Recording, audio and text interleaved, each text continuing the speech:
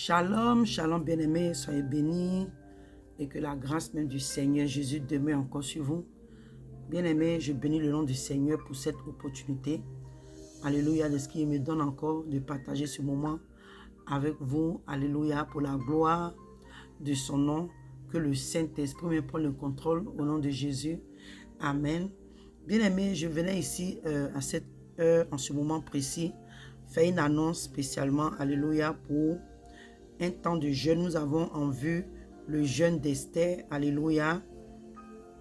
Le jeûne d'Esther qui est le 3 jours à sec, alléluia, qui va commencer le vendredi 22 pour finir le dimanche 24 septembre l'an 2023, alléluia, cette année, ce mois-ci. Nous bénissons le Seigneur bien-aimé et nous savons un peu tout ce qui est en train de se passer sous nos yeux. Ce n'est pas quelque chose de nouveau, alléluia, et celui qui a l'Esprit de Dieu et la connaissance, alléluia, saura que ce combat qui est en train de se passer, il n'est plus physique. Et depuis le début, il a été spirituel, mais par rapport à certaines choses qui se sont passées, nous n'avons pas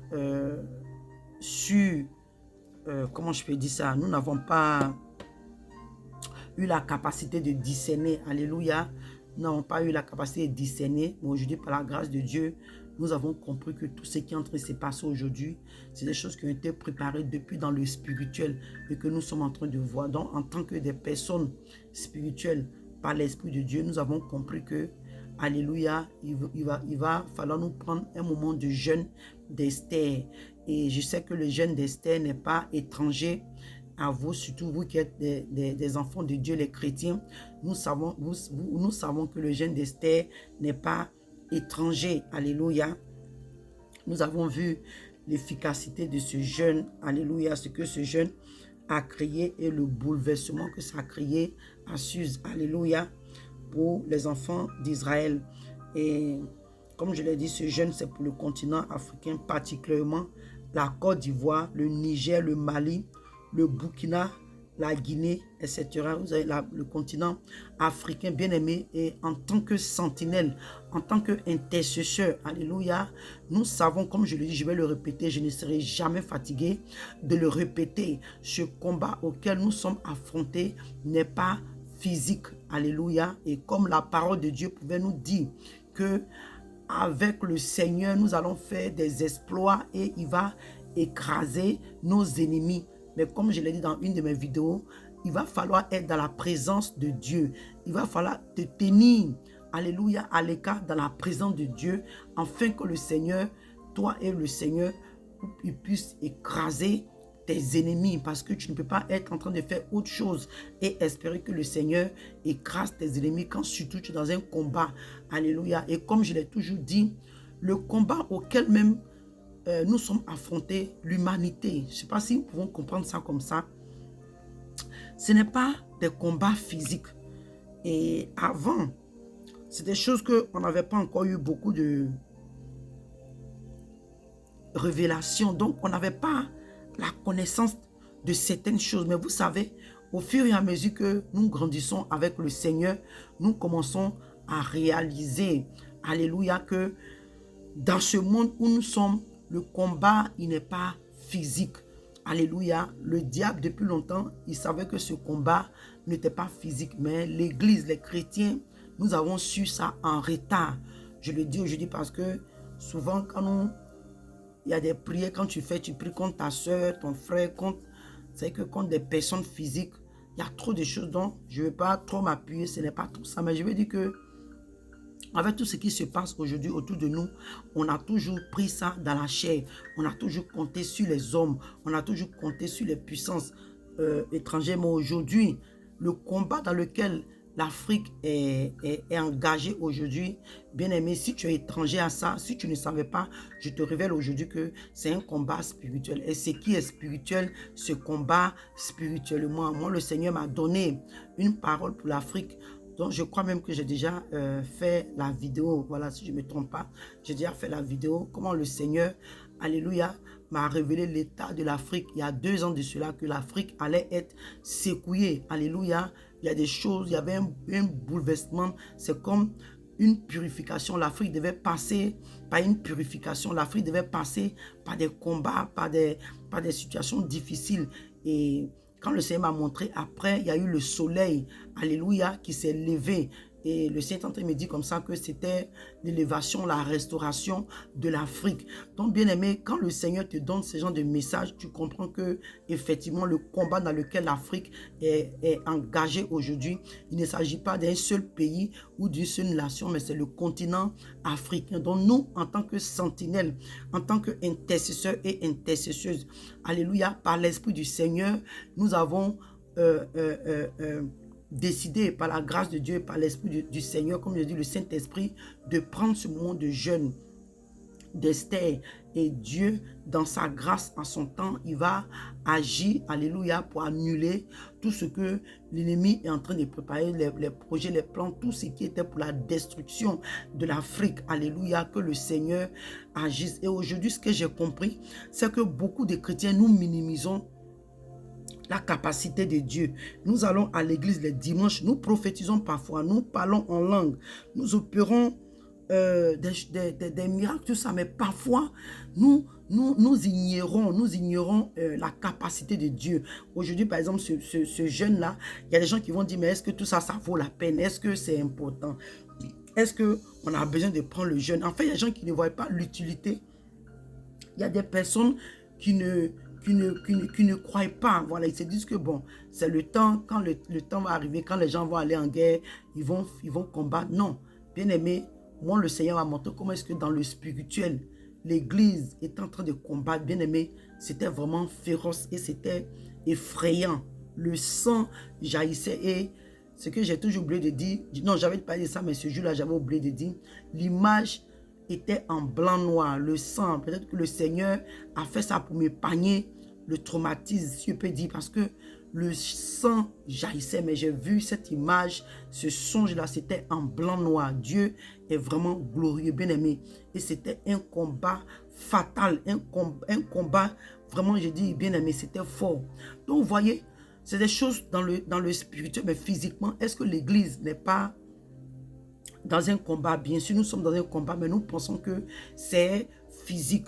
Et bien aimé, je viens encore pour encourager quelqu'un, toi qui as l'amour de l'Afrique, toi qui as l'amour du continent africain, toi qui veux qu'un jour, bien aimé, nous puissions être capables, bien aimé, de faire les choses du Seigneur. Parce que ce que nous n'avons pas compris, tout ce qui se passe en fait aujourd'hui autour, tout ce qui se passe des guerres en Afrique, des trucs comme ça, bien aimé, c'est non seulement c'est pour préparer l'ordre mondial, mais c'est pour empêcher, comment je peux dire, l'élévation de l'Église. C'est pour empêcher que le corps du Christ, mondialement, le corps du Christ impacte.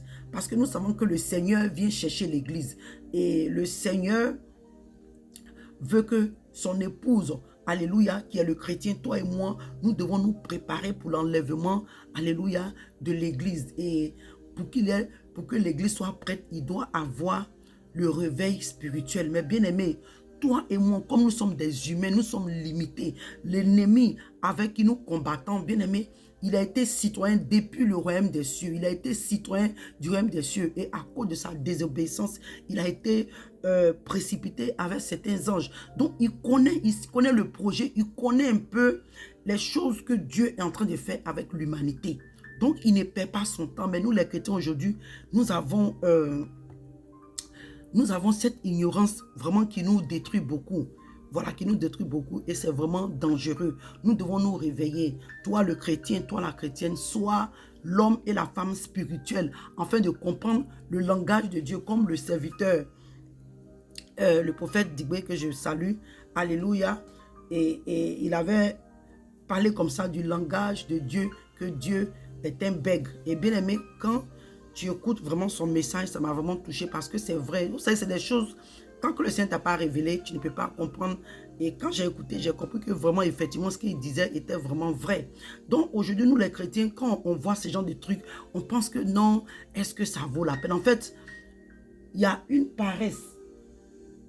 Il y a une paresse qui s'élève en nous là, Vous voyez, donc on minimise, on méprise les choses. Mais toi qui veux, comment je peux dire, la restauration de l'Afrique, toi qui veux que l'Église soit, l'Afrique soit épanouie, si tu veux que, en tant que l'Afrique, nous ayons aussi la capacité, alléluia, de faire notre chose, de servir Dieu comme nous voulons, d'enseigner nos enfants. Il y a, bien aimé, ce combat que nous sommes en train de combattre, il n'est pas seulement, il ne s'agit pas seulement pour dire, oh, tel pays sera seulement délivré. Non, bien aimé, c'est plus que ça.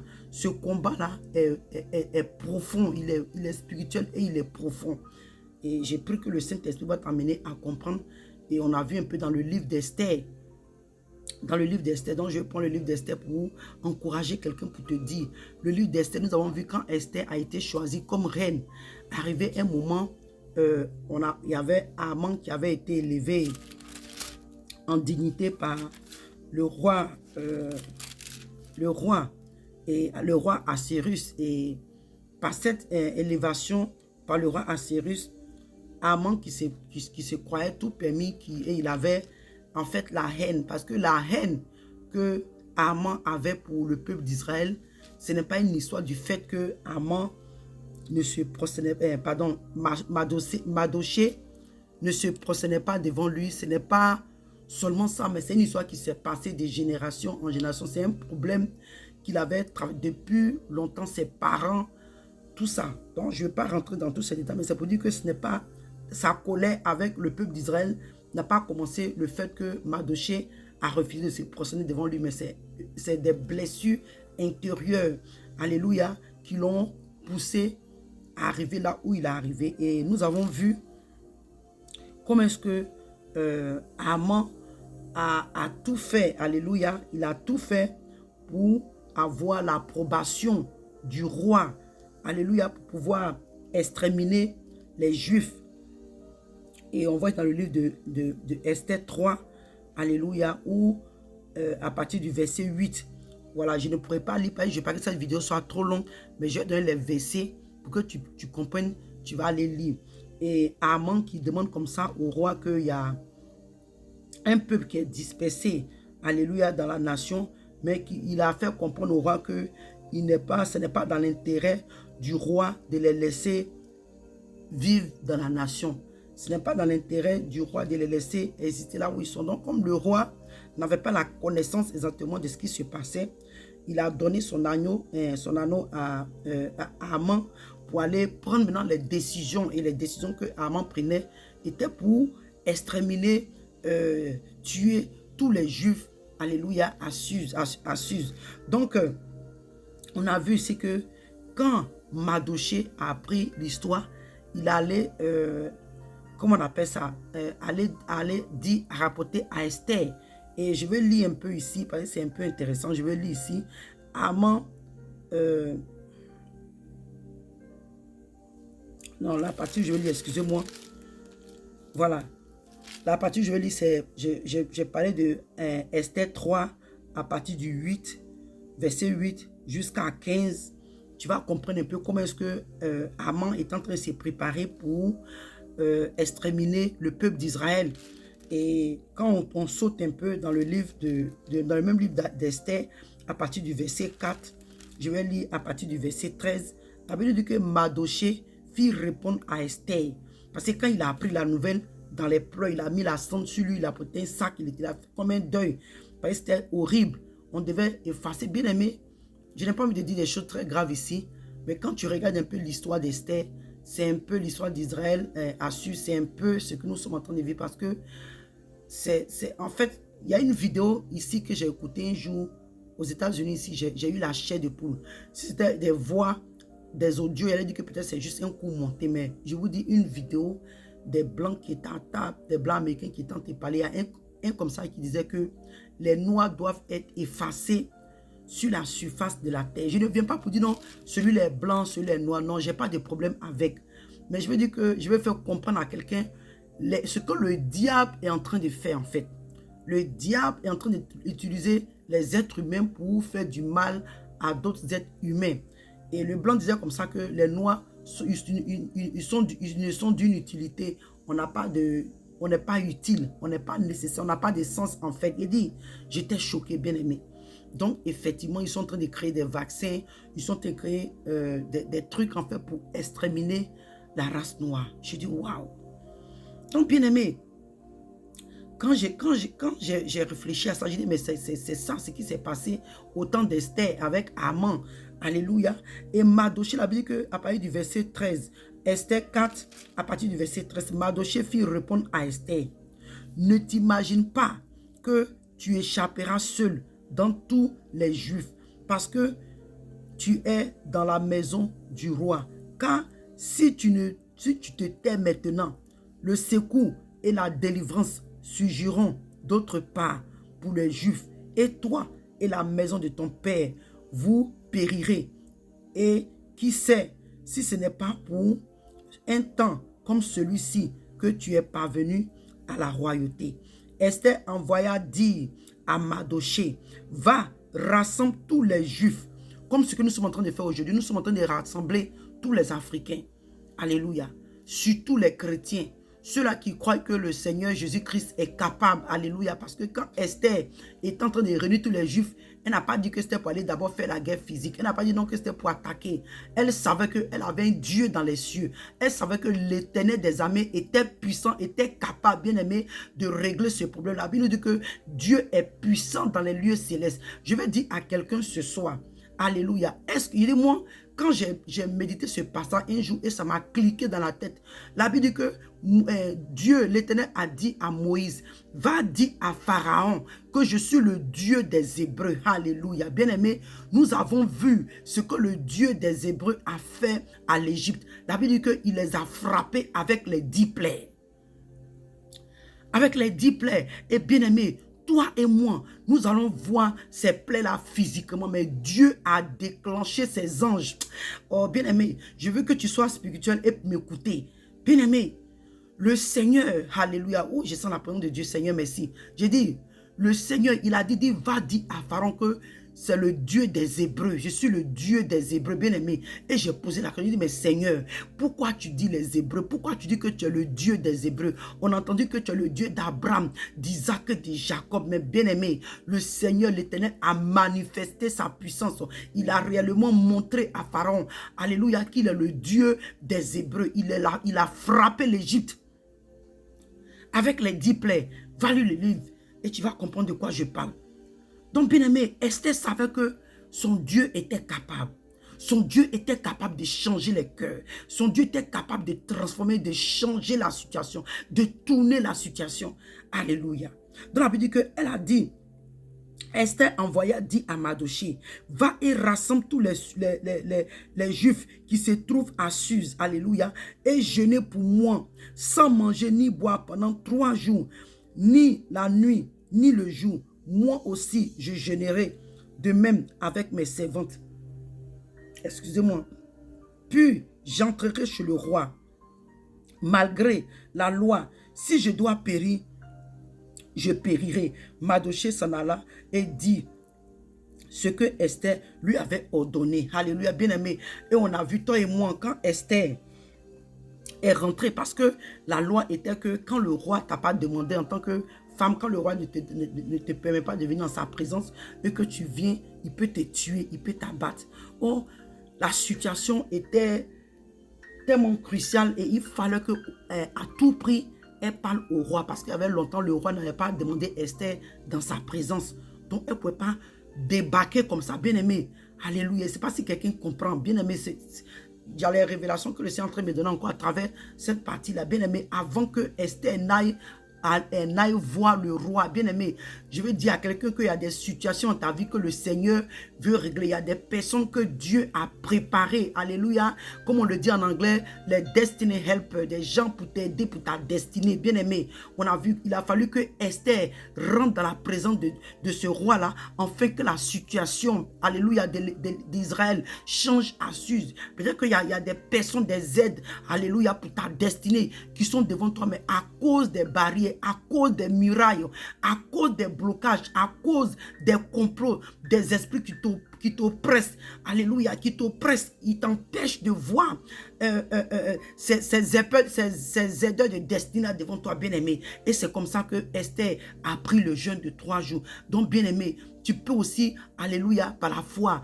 prendre ce moment de jeûne et implorer à Dieu, afin que tu sois visible à tes aideurs de destinée. C'est pas pourquoi est-ce que le Seigneur me donne cette parole pour quelqu'un en ce moment précis, bien aimé. Je crois que, alléluia, le Seigneur ne fait rien pour rien. C'est une parole prophétique pour quelqu'un. Saisis-le. Peut-être que tu es en train de demander quelque chose de vraiment important. Tu es dans une application de quelque chose de très important qui n'a rien à voir avec le faux, qui est vraiment important, mais tu ne sais pas comment faire. Le Seigneur te révèle, le Seigneur te parle. Alléluia. Quand tu reçois cette parole, elle est prophétique. Rentre dans la présence de Dieu, dans le jeûne d'Esther, 3 jours, et va dans la présence. Alléluia. Va dans la présence de Dieu et le Seigneur va ouvrir les portes. Le Seigneur va écraser, va ébranler, écrouler ce mur de Jéricho qui était en face de toi, qui t'empêchait, alléluia, de voir ces personnes que Dieu a préparées pour ta destinée. Ça soit un travail, ça soit, comment on appelle ça, une femme, un homme que Dieu, ton mariage, bien-aimé, ça soit ton ministère, ça peut être quelque chose de grand, bien-aimé, ça peut être même ta vie de prière, ça peut être, il y a beaucoup de choses, bien-aimées, c'est une parole prophétique, alléluia, et il faut que quelqu'un saisisse ça, saisisse, afin que tu voies la gloire de Dieu. Alléluia. Alléluia. Donc, comme je disais, on continue, bien-aimé. Nous sommes bientôt à la fin. Donc, bien-aimé, la Bible nous dit que quand Esther a fait la commission à Mardochée, Mardochée est venu, il a réuni tous ceux qui devaient réunir à Suse et ils ont pris ce jeûne. Et bien-aimé, la reine Esther a invité, alléluia, le roi avec Haman. Il était tout content, mais il ne savait pas ce qu'il attendait. Bien-aimé, oh Seigneur.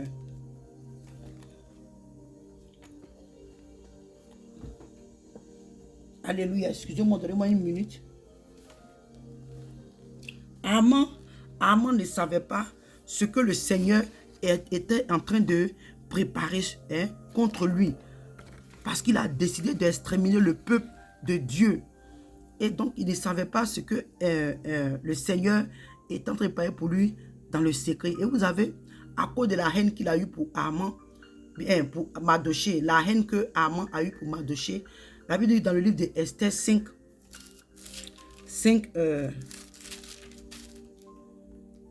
à partir du verset 14, je vais lire ça rapidement. Il dit, reste sa femme et tous ses amis lui dit qu'on prépare un bois gros de 50 coudées et demain matin, demande au roi qu'on y pend Mardochée. Bien aimé, écoutez, quand Esther a fini de faire ce jeûne, elle a demandé au roi, elle a préparé un festin. Excusez-moi si j'ai sauté cette partie.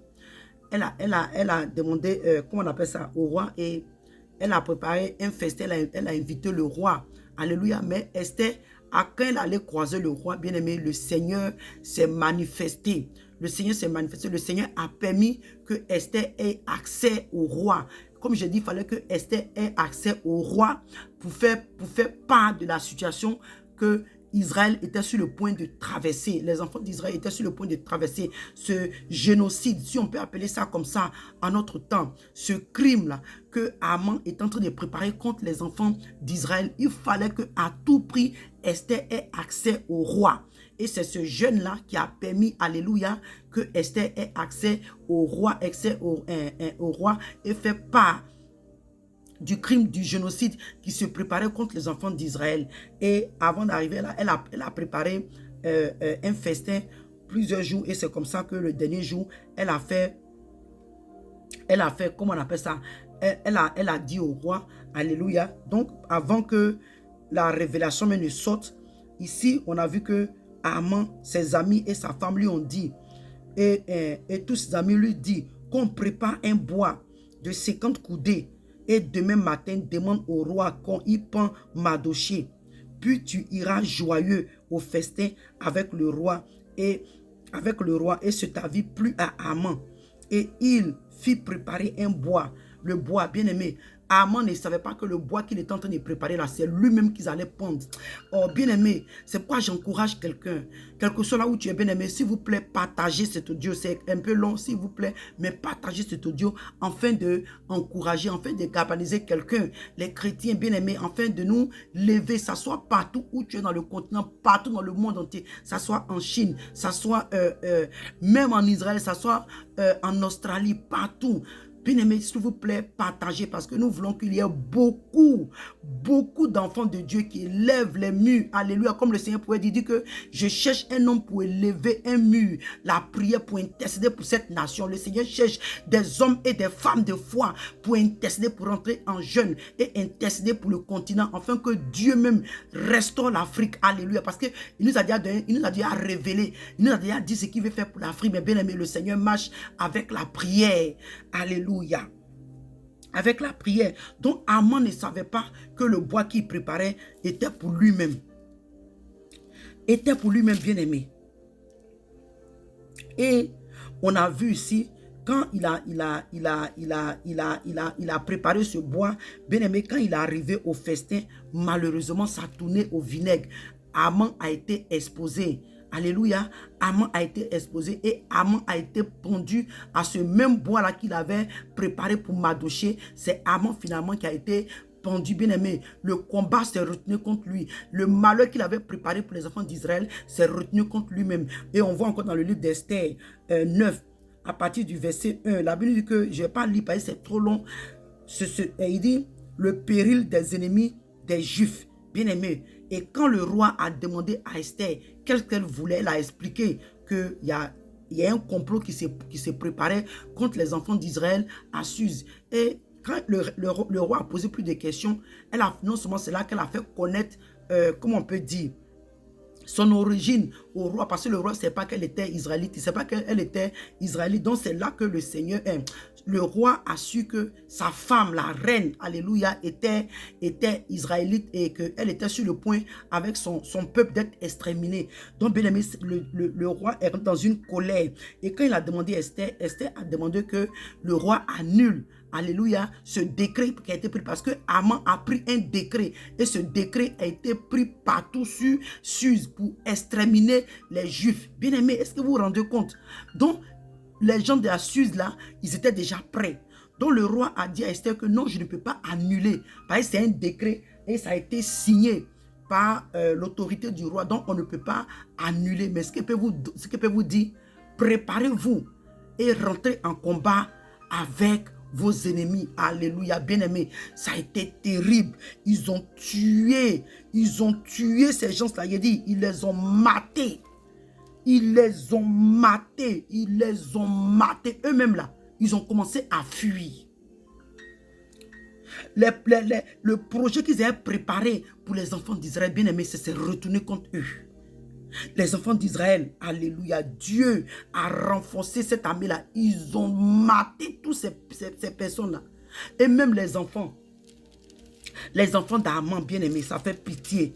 Les enfants d'Aman, quand tu vas sur le livre, dans le même livre de Esther 9, à partir du verset